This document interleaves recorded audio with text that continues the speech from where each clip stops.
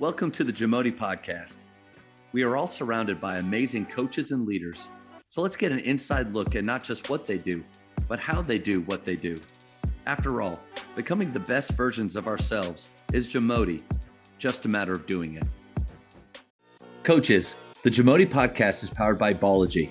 Manage and measure your players' skill development and increase accountability year-round utilizing the Ballogy app. Boost inter-squad competition with drills backed by the National High School Basketball Coaches Association, including a 40-shot Ballogy skills assessment. Please visit ballogy.com/teams for information on how you can provide this resource for your team. So again, knowing you for a while and being able to have a lot of conversations with you, I would consider you a great leader. And I think a lot of head coaches, I mean, you get to this spot because you do have some of those qualities, but we're also always looking out there to try to find new people to talk to and learn from. What's one quality that you see in great leaders? I think the quality that stands out to me, if I think somebody's really a great leader, is selflessness. I think that you got to be willing to put the needs of your guys, put the needs of your assistants, put the needs of all the people who are dependent on you above your own. And I think that's as shallow as, what you run scheme wise. There are things that we would love to do as coaches, and this is our favorite action. This is our favorite defense, is that for sure. But, is that really what's best for your guys or not? And I think for the people that you lead, for your assistants and those people, they have aspirations and they have goals, and to help them meet those goals, you don't need to train them to be you. You need to help them to be the best version of themselves that they can become. And so I think that the leaders that I've seen and the leaders that I've been grateful enough to kind of take from and steal from in my own time is they've been selfless. They've been willing to give their own time and give their own resources and kind of, pour into me and to make me a better leader and better person. I think that that's the one that to me stands out, because to have a title and be a leader is one thing. I think it's different whenever you're somebody who's willing to, put that ego and title aside in order to make others greater than yourself. And that's an interesting point, because selflessness, yeah, I would agree. That is something that I think an attribute that great leaders have. I haven't heard it, though, put into even as far as the style that you choose to play. And that's really interesting, because one of the questions that I like to ask, and I think that you chose, is do you fit players into the style that you love and kind of force them into that mold, or do you adjust your style to the players that you have? And you're right on the money. I've been in that place where this is the style that I love and maybe even known for a little grapevine faith. Well, it doesn't matter what player comes in, you're going to do this style. Man, that's pretty selfish. Like when you get down to it, and it really becomes all about the coach and not the players. And it's funny, and I'm not at all saying you did that. I'm just mindful of this. I wouldn't want, the one listener, if they're ever going to hear this, I know I'm bringing down your ratings. I don't ever want anybody to think, like I've got it figured out, or, what I'm saying is the way, and all those people, how dare you be so selfish. I just view it as that. I just think that it's, if you're a system guy, and I mean, I'll be honest with you, I have never, 20 years of coaching, I have never 1 year gotten to really be the defensive coach I would love and want to be. I just haven't.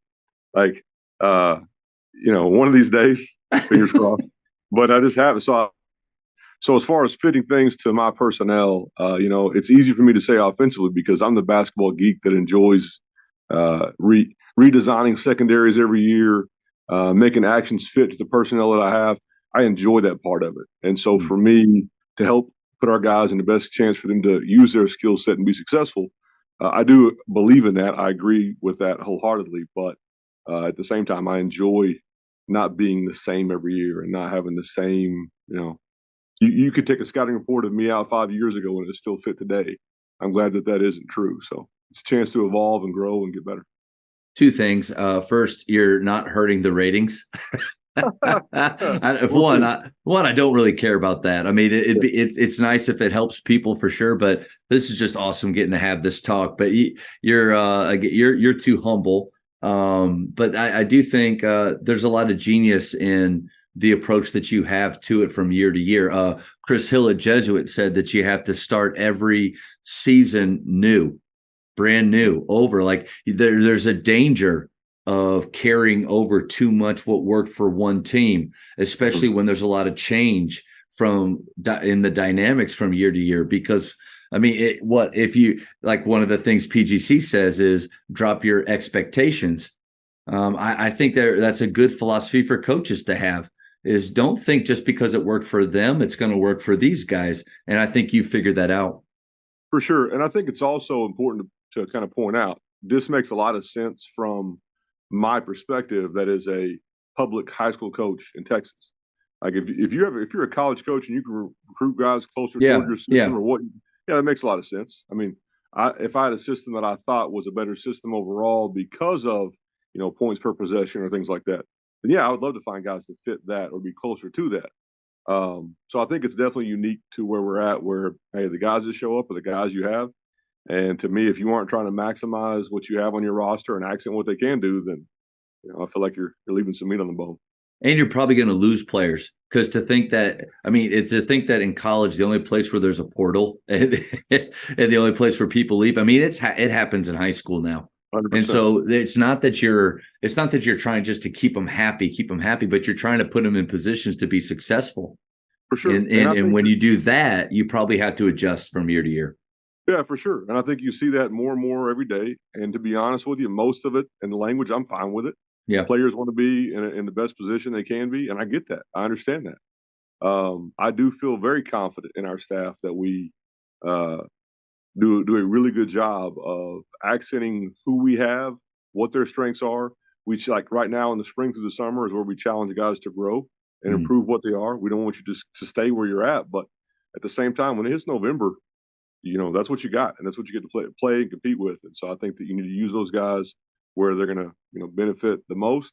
And hopefully that is enough for guys to understand that, we're doing all we can to help you, not trying to have you conform to be a part of what we're doing. So it goes back to the selflessness part, I think. And then obviously, if the players, their success and their growth is what is most important, then you're probably going to be able to let some of those, like you said, the defensive coach you want to be. Like, I personally love the Grinnell style of play. It rings true in my heart, but it's not good. Like, it's not good for high school kids. It's not, if you, like you said, at a D3, if you're recruiting and say, listen, you're coming to this school to break scoring records, we're going to do these things. Winning is just so far away from what the ultimate goal is here. All right, you can get away with that. You'll get fired at a high school doing that. And then most importantly, too, I don't know if it's really helping out your players the way that you want. Right. No, for sure. I mean, I've heard it. I am jealous of the Bob Huggins, of the Kelvin Sampsons. We're going to guard every dribble. I'm so, like, of my personality, and I don't want to give you anything. I would love, to guard and contest every dribble, guard and contest every catch. That's great. But the truth of it, as I found and as I've studied, is you got to guard the lane. Like, don't give up things in the lane. Keep it simple. Don't give up easy, cheap points. Simplify the game. Put yourself in a better chance to win. Thank you for checking out today's episode. Please take a moment to subscribe to this podcast, share it with your fellow coaches, and find us on social media for what's coming up next on the JAMODI podcast. It's just a matter of doing it.